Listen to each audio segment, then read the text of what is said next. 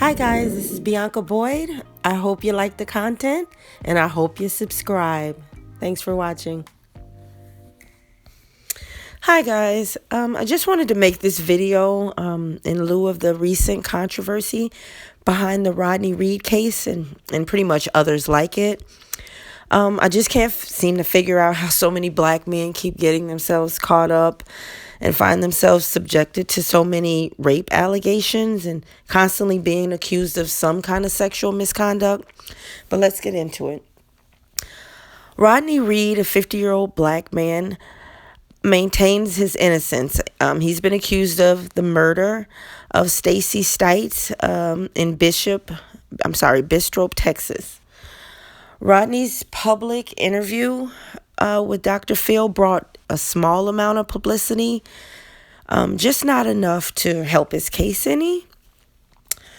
And although there's substantial evidence that exonerates Rodney and implicates Stites' fiance, Jimmy Fennell, who happens to be a local police officer, the police still charged Rodney with the murder of Stacy Stites.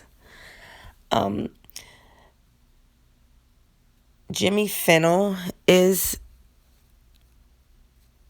a heavy suspect, or he should have been, but he absolutely was overlooked by the police. Protesters have been out. They have absolutely wanted someone to pay for the murder of Stacy Stites. In this murder case, there was a murder weapon that was never tested. There was no DNA ever tested for it. 3 state forensic experts have admitted on the record to errors in their testimony, which led to the conviction and death sentence of Reed. Rodney Reed and Stacy were said to be having a consensual sexual relationship. Stacy's cousin and co-worker have all of a sudden corroborated Reed's claims that the relationship was consensual. And Jimmy Fennell was the prime suspect in the case at first. And somehow the police still managed to overlook him and arrest and prosecute Rodney Reed for the case. However, Fennell did find himself later to be found guilty and is now serving 10 years in prison for a sex crime unrelated to this murder, to the murder of his fiance, and also a charge of kidnapping unrelated to the murder of his fiance, Stacy Stites. Celebrities like Rihanna, as you just saw, and Meek Mill, Kim Kardashian, they've come out and campaigned for the release of the prison inmate. Fennell, I don't pronounce his name. Fennell claimed that, Fennell had apparently confessed that he had murdered his fiance to a fellow prison mate, Arthur Snow, admitting that he had strangled and raped Stacy Stites. And now moving on to the Nashville, Tennessee 2013 case. It's a Vanderbilt football player, Jaborian McKinney, age 23. Player testified against him. He was a co-defendant. He had 3 other co-defenders who were charged in the rape. Corey Bateman got 15 years. Brandon Banks got 15. And Brandon Vanderburg got 17 years, a couple more years because the victim was his girlfriend.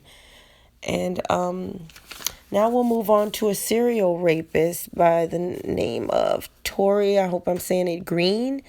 He was accused of raping 7 women. He's spending 26 years in prison. 25-year-old Utah State University football player. Now we have Brian Banks, 34-year-old football player, Atlanta Falcons linebacker. He's spending 5 years in jail.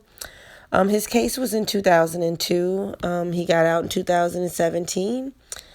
The Falcons later trimmed their roster and got rid of him. And he happened to get a divorce not shortly after that.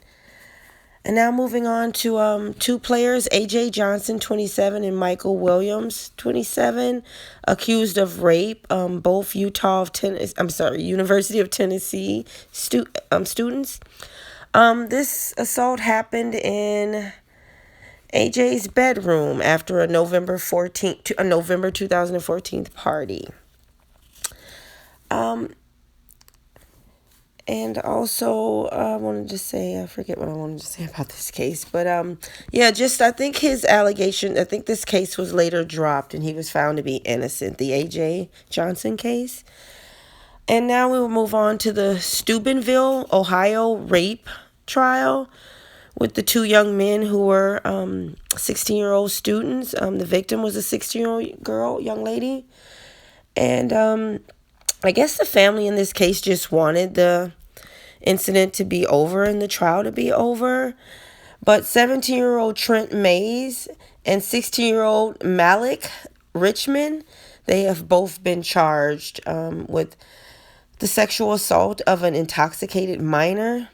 And because the boys are both underage, they will be spending their time in juvenile the first year, and they can be held until they're 21. And Mayers was sentenced to an additional year for a related charge, distributing nude images of a minor. So he got an extra year, and the attorney for both boys said they'll later appeal.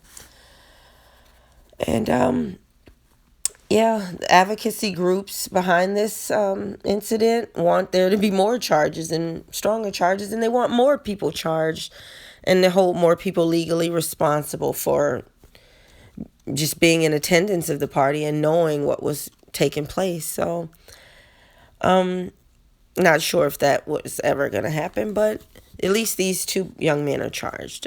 Moving on to a Florida State quarterback, Jameis Winston, 22-year-old, accused of raping Erica, Kingsman, 21-year-old student.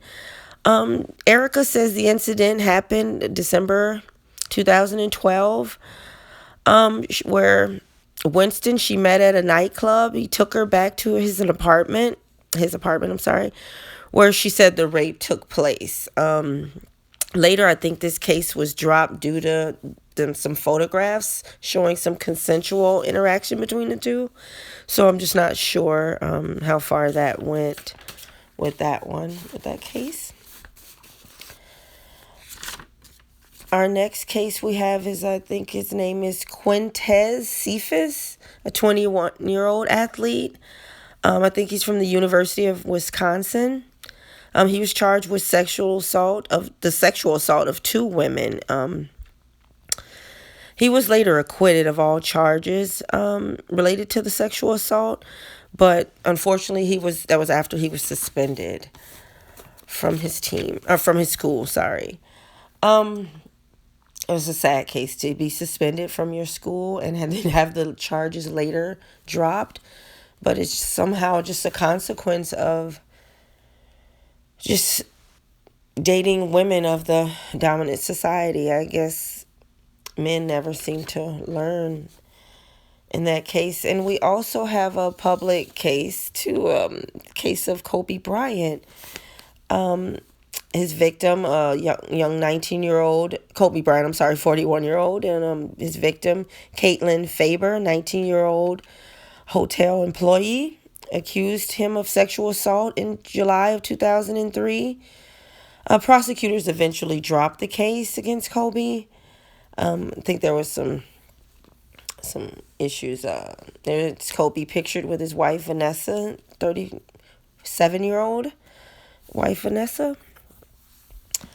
We also have the case of Albert N. Wilson, a 23-year-old University of Kansas student, sentenced to 12 years on September 2016.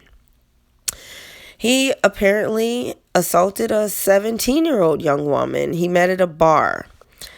No sexual intercourse happened, just oral sex, I guess. And it still cost him it's going to cost him 12 years of his life.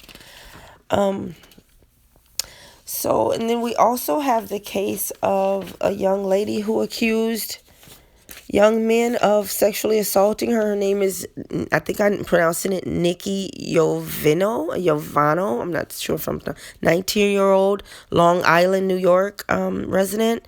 She falsely accused two football players of rape to garner the attention of another male student at the college. No relation to the two guys that she accused of rape. It's just so weird that she would accuse people of rape to get the attention of another guy. But that happened, and the young men were exonerated, but still, it's definitely a negative mark on their record.